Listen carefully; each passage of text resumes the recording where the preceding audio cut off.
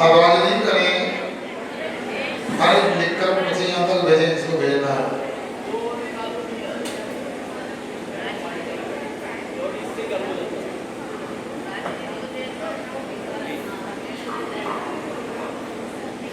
मुनि सागर जी महाराज जी की, समस्त मुनि संघ की, महाराज जी के चरणों में कोटि कोटि सा नमोस्तु सिलौनी पाठशाला परिवार की ओर से। महाराज जी, हमारी ये जिज्ञासा है कि पाठशाला में एकता, विनय व वात्सल्य को कैसे बनाए रखें, कृपया जिज्ञासा समाधान कीजिए। नमोस्तु नमोस्तु नमोस्तु। देखो, हमारा चतुर्मास से 4 वर्ष पहले गंज बसना में हुआ था। वहां पर जहाँ हमारा चतुर्मास हो रहा था, महावीर विहार में दीवार पर एक सरोवर लिखा था। उसका मुझे गाँव याद आ रहा है। घास के छोटे छोटे तिनके यूं तो कोई काम के नहीं होते, किंतु उनको मिलाकर के यदि रस्सी बना लेते हैं और रस्सी से हाथी को भी बांधा जा सकता है। सुन रहे ना आप लोग? उसी प्रकार जो सलवानी पर्दा लगे पहनने अपनी जिज्ञासा रखी है, हम पाठशाला में समाज में कैसे एकता बना के रखें। तो ये आपके लिए घास के तरीके का उदाहरण पर्याप्त है। और दूसरी बात, आपने कबूतर का दृष्टांत भी सुना होगा। एक वृद्ध कबूतर था, उसने युवा कबूतर को शिक्षण दिया कि शिकारी आएगा, जाल फैलाएगा, दाना डाला जाएगा, जाल में कभी फंसना मत। सबने याद कर लिया और सभी युवा कबूतर उड़ान भर रहे थे। नीचे दाने देखे अनाज के, उतर के चुगने लगे। छिपकर बैठा था शिकारी, उसने जाल फेंक दिया और पूरे के पूरे फंस गए। वृद्ध कबूतर पीछे जाके देख रहा था। एक बच्चे नटखटे ऊधम करते हैं, देखो गड़बड़ ना हो जाए। जिसका अंदेशा था कोई हुआ, पूरे के पूरे युवा कबूतर जाल में फंसे हुए थे। वृद्ध कबूतर ने डांट फटकार लगाई, फिर लगा बच्चे तो अपने ही हैं। कहा कि सुनो, अब गलती नहीं करना, फंस गए हो, अपना एकता दिखाओ, एक साथ अपने फड़फड़ाओ और उड़ जाओ, अपने पंखों को चलाओ, उड़ जाओ। और पूरे पक्षियों ने पंख फैलाए, फड़फड़ाए और जाल को लेके उड़ गए। और फिर संकेत दिया वृद्ध कबूतर ने और वृक्ष के ऊपर जाल को टांग करके नीचे मुक्त हो गए। ये अपना कर्तव्य बनता है। आप लोग कितना पवित्र काम कर रहे हैं, समाज में जिनवाणी की अलग जगह रहे। श्री आप लोगों से हमारा कहना है, ये तो निश्चित है कि दो लोग होते तो मतभेद होना स्वाभाविक है, मगर अपने लिए पाठशाला में सप्ताह या महीने में अपने कार्यालय में एक बैठक रखना चाहिए।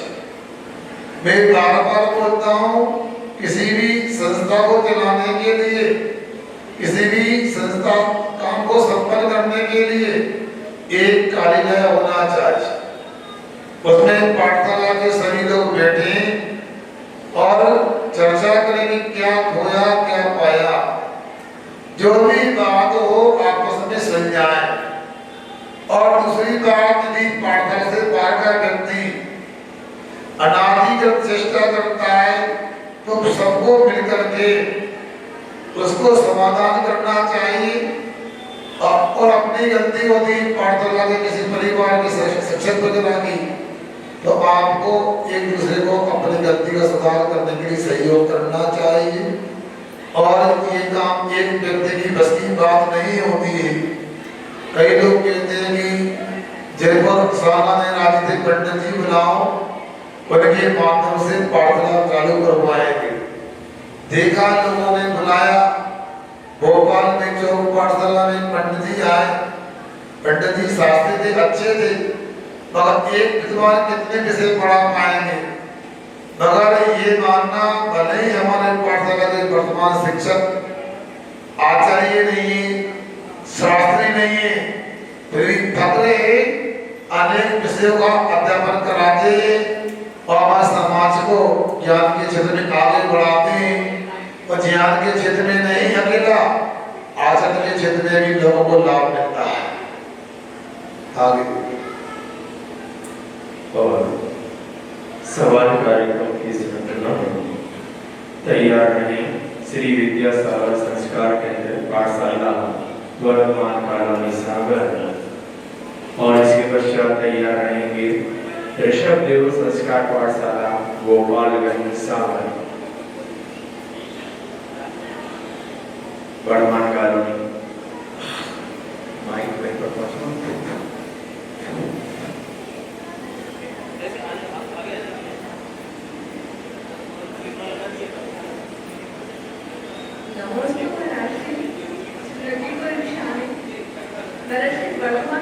पाठशाला से हम सभी बहनों का, हमारे संचालकों का, सभी का आपके नमोस्तु नमोस्तु नमोस्तु। महर्षि, मेरा प्रश्न है कि भरत चक्रवर्ती के पुत्र जो निगोद पर्याय से निकल करके उनको मनुष्य पर्याय मिल गए, तो क्या निगोद से निकलकर सीधी मनुष्य पर्याय मिल सकती है या नहीं मिल सकती? और उसके बाद उन्होंने मोक्ष भी प्राप्त किया। इसका समाधान जो विषय रखा है इसमें शक नहीं, आगम में इसी बात आती है कि ऋषभ देव जी के पुत्र भरत चक्रवर्ती के वर्धन महाराज जी 923 पुत्र हुए हैं, जब वो निगोद से निकल करके मनुष्य बने हैं। मगर इसमें एक मत नहीं है, ऐसा भी उल्लेख आता है बीच में उन्होंने विजायगी पर्याय को भी प्राप्त किया, विकल्पी पर्याय को भी उन्होंने प्राप्त किया है। इसके उपरांत वो मनुष्य बने हैं। मगर कर्म सिद्धांत को देखें तो निषेध भी नहीं है। देह पर्याय को छोड़कर तो अग्नि कायन पाई को उत्पन्न होना मना है। मगर तृतीय पर्याय से मनुष्य पर्याय में जाना मना नहीं। सारे धर्म का नारकी भी सीधा मनुष्य नहीं बन सकता है, मगर तृतीय पर्याय में मेरे हिसाब से तो जहाँ तक मुझे सिद्धांत ग्रंथों का स्मरण है, कहीं पर भी निषेध नहीं है।